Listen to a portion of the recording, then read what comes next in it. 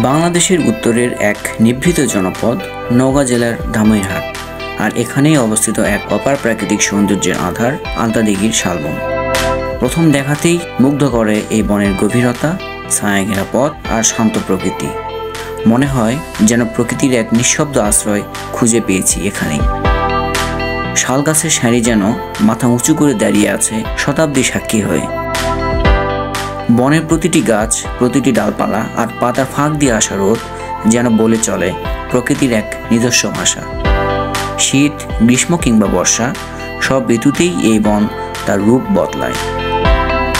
এই বনে শুধু গাছই নয়, আছে নানান রকমের পাখি, প্রজাপতি, বন্যপ্রাণী আর অসংখ্য জীববৈচিত্র্য। বনের কোথাও দেখা মেলে উই পোকার ডিবি, আবার কোথাও ছোট বনফুলের গাছ, আবার কোথাও বেত গাছ, সব মিলে এক পূর্ণাঙ্গ প্রাকৃতিক পরিবেশ। শালবনের চারপাশ ঘিরে গড়ে উঠেছে স্থানীয় মানুষের জীবনযাত্রা। তারা এই বনকে দেখে শ্রদ্ধার চোখে। অনেকের জীবিকার সঙ্গে জড়িত এই বন, কখনো কাঠ সংগ্রহ, কখনো পর্যটনের মাধ্যম। তবে এখন সময় এসেছে বনের প্রতি আরও দায়িত্বশীল হওয়ার। বনকে রক্ষা করতে হবে আমাদের ভবিষ্যৎ প্রজন্মের জন্য।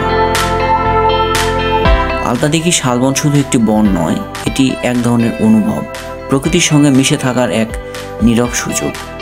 আসুন আমরা সবাই মিলে এই অমূল্য বনকে ভালোবাসি, সংরক্ষণ করি এবং ভবিষ্যতের জন্য রেখে যাই এক সবুজ পৃথিবী।